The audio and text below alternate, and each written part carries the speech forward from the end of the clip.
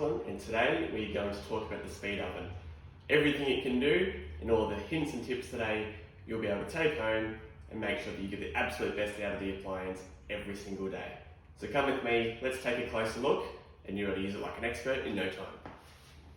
So if we break down what the speed oven is, it's essentially 3 appliances built into the one appliance. So the speed oven is also a normal baking oven. So potentially you have a normal oven at home and you can complement it with the speed oven. And this will enable you to bake in 2 ovens simultaneously. That will mean you can run 2 different temperatures and bake 2 different foods individually and get the best results out of each. It is then obviously a microwave. So all those everyday things that you may normally microwave, the speed oven can obviously handle those perfectly. And then when you really want to speed up some cooking and save yourself some time, that's where we can use combi mode. So we can combine microwave and oven simultaneously, and in the best case scenario, this will save you 30% of your cooking time. So I'll show you through all those bits and pieces.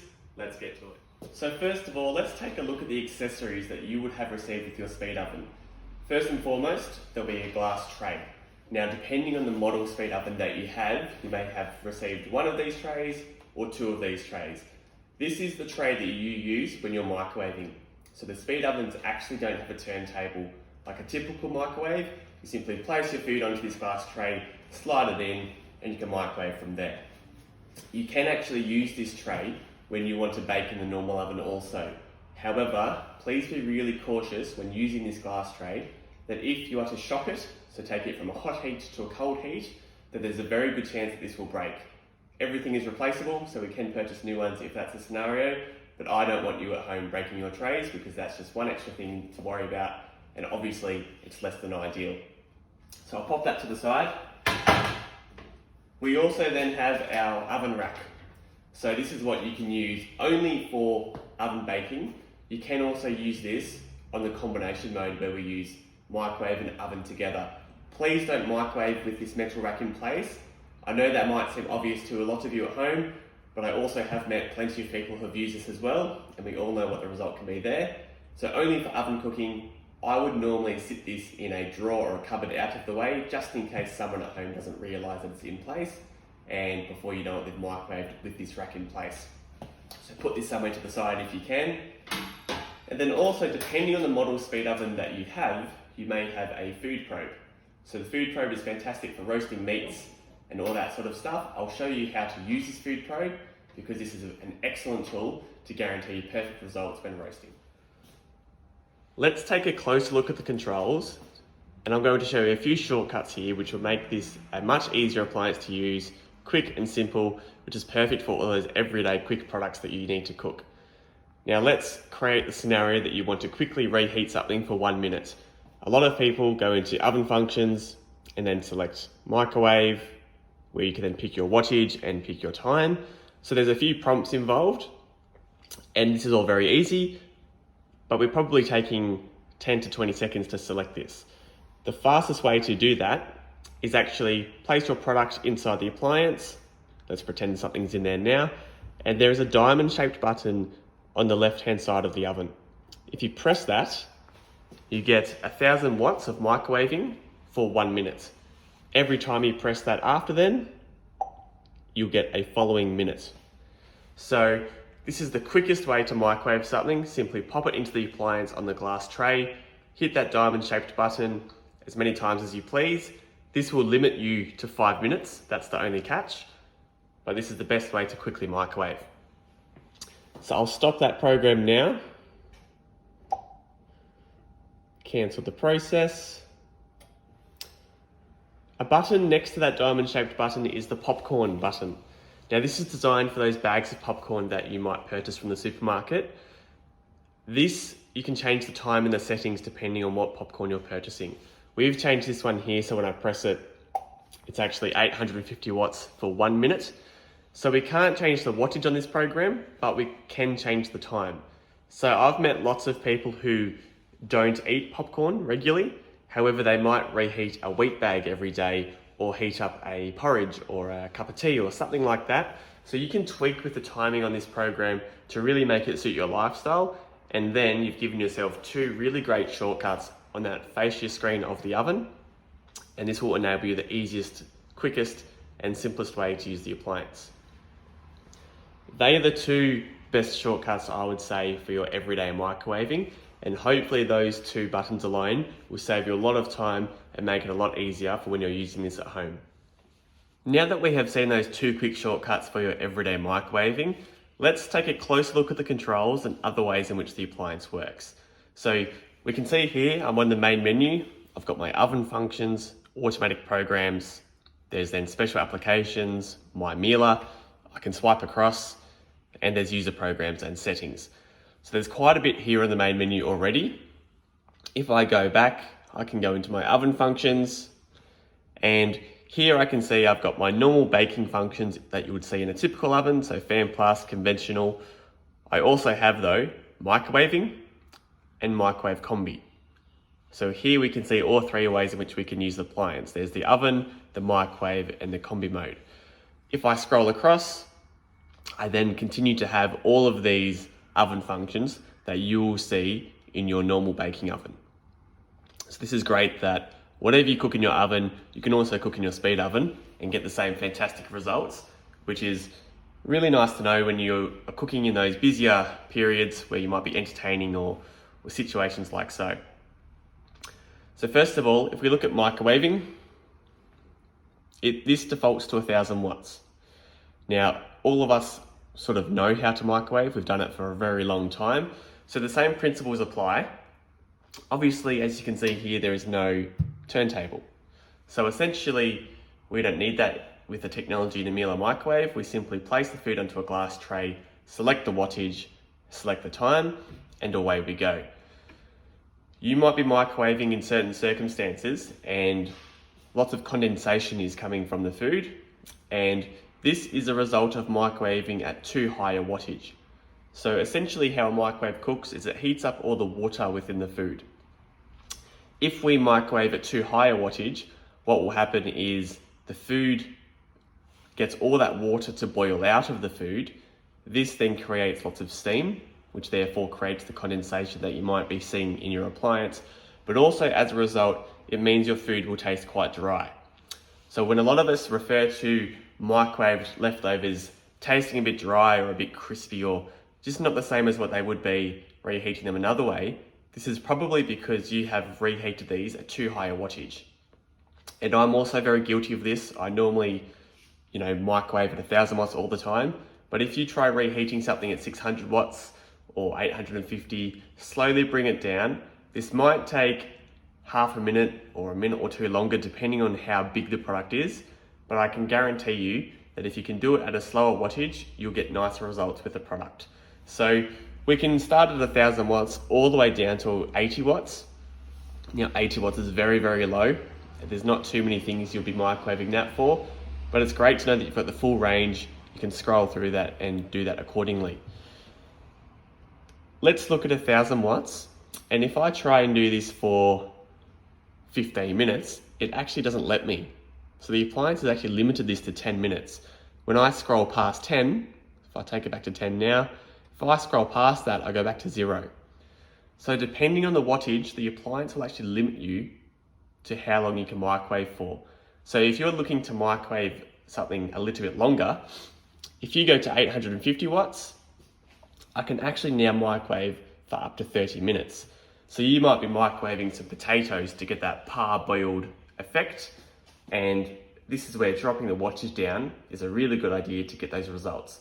So have a play with this, get familiar with what it's asking for, and in no time you'll know exactly what to do.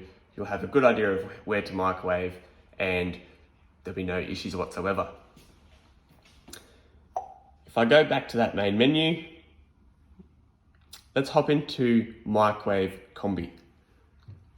So as I mentioned before, microwave combi allows us to save up to 30% of the cooking time depending on what the product is. So if I select microwave combi, here I have all of my oven functions like normal, but I can also complement this with microwave. So we can see here I've got microwave with fan plus, I then have fan grill, the grill, and auto roast. So if I select microwave with fan plus, for example, let's pretend we're baking a banana bread or a cake or something like that. If I select this, You can see the wattage is limited to 300 watts. I can then select my time. This time is actually limited to 3 hours also. And then my temperature, I can pick that as normal. So there's no differences there. So let's think that we are going to bake a cake, and in a typical scenario, this will cook in 45 minutes. As I said, you might see up to a 30% cooking time difference with this. That can vary depending on the product, so don't try and work out the maths to do exactly what that is, but maybe check that product halfway through cooking to see how far it's away, and that will give you a better feeling as to when you should check that product for its total cooking time. Every time we combine the microwave with Fan Plus, you can always see that the food has been influenced by a microwave. So you might get slightly different looking results in this combination mode than what you would in your normal baking oven. However, we are doing this with a conscious decision to save time. So for me, I think this is a fair compromise to give you the best cooking results in that shortened time period. Even if you're roasting really hard vegetables like potatoes or carrots, stuff like that, you might do 300 watts, let's say 200 degrees, and you can probably roast these in, 35 minutes or so. So that'll help to break them down nice and quick. The nice high temperature will give you that nice color that you would know and love, and that can get your meal together nice and quick. So I would recommend, if you're wanting to bake on this combination mode with the microwave and Fan Plus, or any of those other oven functions, is to hop onto mieleexperience.com.au. There's quite a few recipes there where we've used this program. Also, download the Miele at mobile app, because there's lots of recipes on that also. And also have a look in your user's manual, because in the manual they've got lots of tables. There's been lots of time and effort gone into all this collateral to make sure you can get the best out of the appliance at home. So have a read through that. I'm sure there's lots of your recipes at home that you can steal the method from a recipe that we've created, and you'll be able to get great results, nice and quick, and it's all very, very easy. So I've taken us back to the main menu now, and I'm going to talk you through using the food probe that we showed you earlier. So first of all, if you go into your oven functions and pick whatever function you like, this will work on everything except for microwaving and except for grilling. But your normal baking functions, your microwave combi functions, they will all use the food probe, which is fantastic. I'll just select Fan Plus, and obviously you can pick your temperature that you like. But now if you grab your food probe and plug it in, so this food probe attaches to the left-hand side of the appliance. So I'll plug this in now.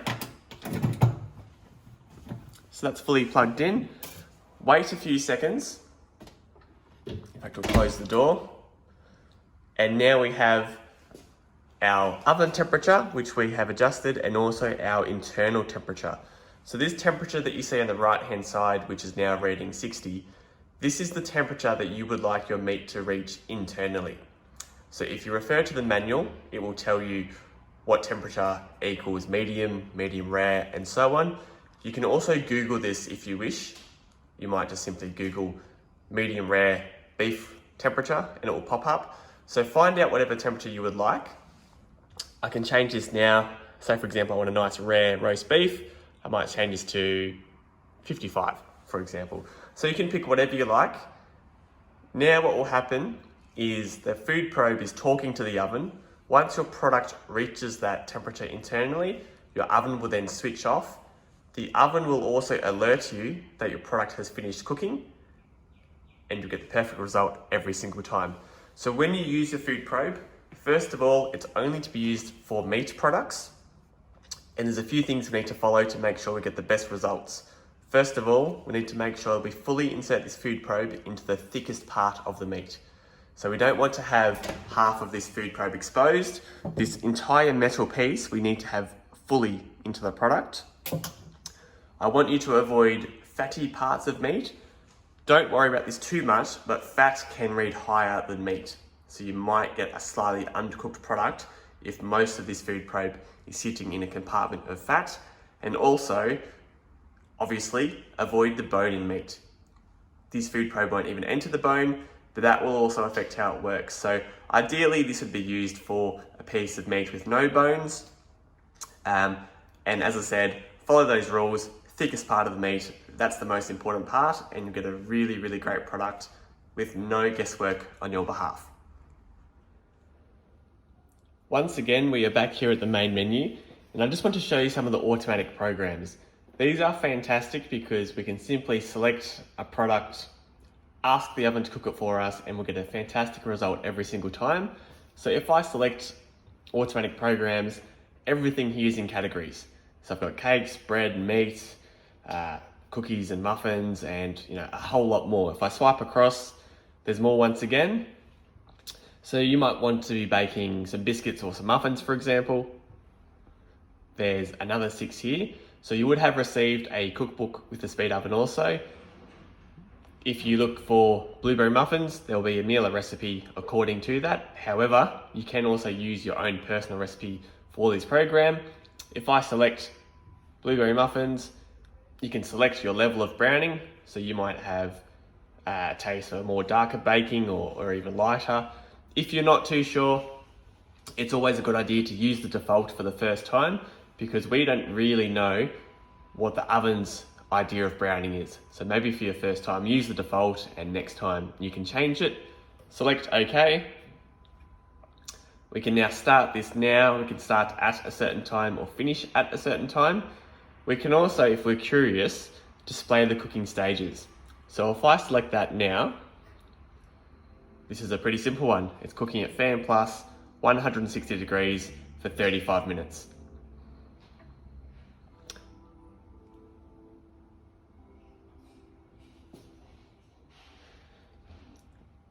So there are lots of these automatic programs. My recommendation would be to have a look through your appliance to see what's available. Have a go with a few of these because you'll get some fantastic results, and it's super easy and it makes cooking really fun. So I'll cancel this process now, and I want to show you some special applications. So once again, we find ourselves here at the main menu. If I select special applications, we have everything here from defrosting, drying, reheating. You can see this proving yeast dough. So I've got 8 options here. Now defrosting and reheating, that's typically what a lot of us use our microwave for on a regular basis. So we can do the same thing here. If I select defrost, it brings me all those categories of food. So you might have meat, for example. You then select your weight. So this is all pretty straightforward. Whoops. So select your weight of meat, press OK, and you can start now. So place that food into the oven onto that glass tray, hit OK, close the door, and away you go. And it's saying it's going to take 13 minutes in total. So really straightforward. So have a look through those special applications. One of my favorites, and I use this almost on a daily basis, is the proving yeast dough function. So you might be making pizza doughs or just a normal bread dough. You can make that dough, pop it into a lightly oiled bowl covered with some cling wrap or something, or a wet towel, place that into the oven, and basically you can see here the oven's defaulting to 35 degrees and we can select our time. So this is creating a really nice warm environment for that yeast to activate and grow really quickly. Heading into the colder months here in Australia, we'll probably see our bread doughs take longer to rise on the bench. So being able to utilize the appliance for this makes it even easier, and you'll get consistent results every single time. So as I said, have a look through these special applications. These really extend what is possible from the appliance. Drying is also fantastic. Drying is great if you want to dehydrate some products. So you might have a herb garden which is going crazy. You need to dehydrate some herbs or make some meringues or dehydrate your own sultanas, any fruits, that sort of stuff. So it's great that we are able to do all this sort of stuff in the appliance. The maintenance of your speed oven is really straightforward. So first and foremost, the glass trays that come with the appliance, all you need to do with those is wash them in the sink with hot soapy water, and they should come up looking brand new every single time.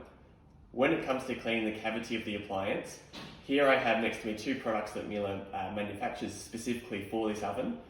Here I have a microfiber cloth, and here I have the oven cleaner. So depending how dirty the appliance is, that will really determine how much cleaner you need to spray into the cavity. But simply spray it onto all those soiled areas and allow this to sit for 20 to 30 minutes. After that time, grab your cloth, get it nice and wet with some warm water, and gives the appliance a really good wipe down. A microfiber cloth is a really good tool to use because it cuts into all those fats and oils, whereas the other cloths may not cut into them quite as well. So do this every so often. It really will be a case-by-case sort of situation in terms of how often you have to clean it, but I've got no doubts you'll keep your speed ovens looking in really great condition for their entire lifespan. That wraps me up for everything today, everyone. I know I didn't cover everything that the speed oven can do. This really is a huge appliance in terms of what it's capable of doing. So if there's anything that you would like to see further, please drop a comment down below. As I said, hop onto mieleexperience.com.au for more recipes as well, and you can also download the Miele mobile app. I'll catch you next time.